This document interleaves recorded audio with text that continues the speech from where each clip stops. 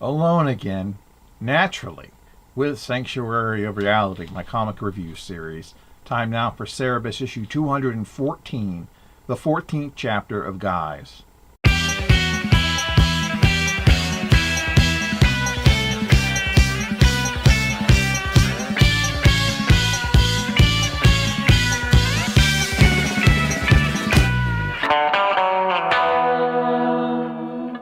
Bear extends his hand, and Cerebus cautiously extends his, only to get it crushed by the angered bear's much greater grip. After squeezing the life out of his hand and saying goodbye, Bear departs, leaving Cerebus totally alone in the bar. Without anyone to interact with whatsoever, Cerebus's mental state slips back into the same old habit he had on Pluto. Namely, talking to himself in his head almost schizophrenically. He initially hates Bear for leaving, and the rest, blowing off steam by cursing them for taking off. His more reasonable voice reminds him that Bear deserves happiness too. Cerebus declares that if Jocko walked in right this minute, he'd ignore her. His other voices taunt him for this claim.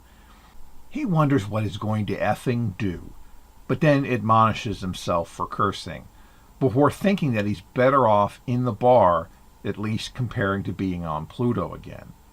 He's got booze, food, a warm bed, a roof over his head, and a place to use the bathroom.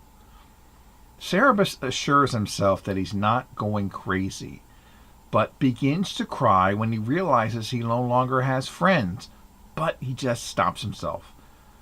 The chorus of voices wonder what that was about, and he claims it was just allergies.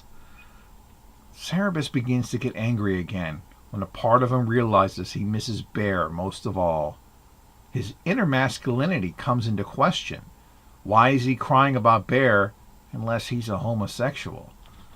Cerebus punches himself in the eye and takes control of himself and his inner voices, misquotes Dave, and heads off to get a beer, only to have a mental reminder of how he is when he's drunk.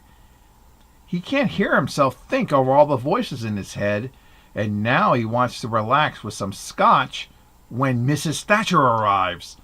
The bar is being closed down due to the departure of its bartenders, and Cerebus is being ushered into the next district. Will Cerebus leave just like everyone else did?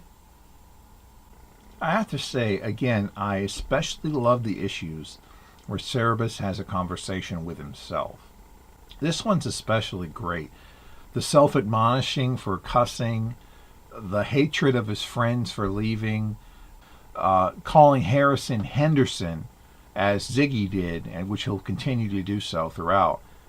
And not to mention Dave's incredible lettering skills, all on display here. This one all comes together and is truly a tremendously great issue.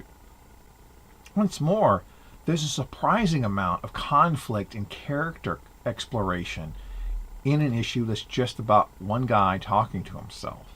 Most comics, if they did bother with inner turmoil at all, would make it all physical manifestations of Cerebus standing around talking. There's very little of that here and in the coming issues. It's all done in the lettering and the word balloon layout.